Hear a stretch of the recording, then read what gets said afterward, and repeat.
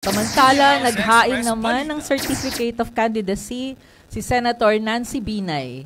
Nais daw ng senadora na humalili sa kanyang kapatid na si incumbent Makati Mayor Abigail Binay na inaasahang tatakbo naman sa senatorial slate sa 2025 elections. Ayon sa report, kasama na naghain ng COC ni Senator Binay ang aktor turned politician at ang kanyang magiging running mate na si Bonsor Del Rosario na tatakbo rin sa pagka-vice-alkalde.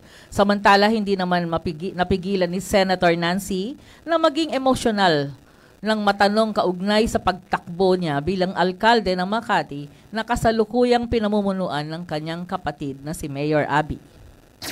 MH, Balita ng Bansa. Kinatawan pa rin umano ng 1st District ng Leyte ang inihaing COC ni Speaker Martin Romualdez, ay hindi senador, kung magwawagi ito na ang ika-6 na termino ni Speaker bilang miyembro ng Kamara de Representantes. Ayon sa report, inihain ni Romualdez ang kanyang COC kay Attorney Maria Gorriti Ganas, Acting Provincial Election Supervisor ng Probinsya ng Leyte. Sa 19th Congress, ipinakita nito ang pagkakaisa sa Kamara para ipasa ang mga batas na nakatuon umano sa pangangailangan ng sambayanang Pilipino. Napakalaman na isa sa umano'y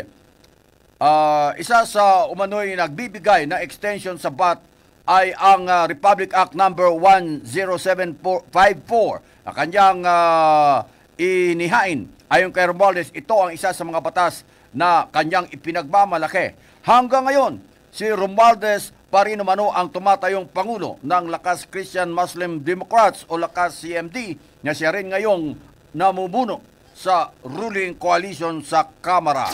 MH, Balita ng Bansa.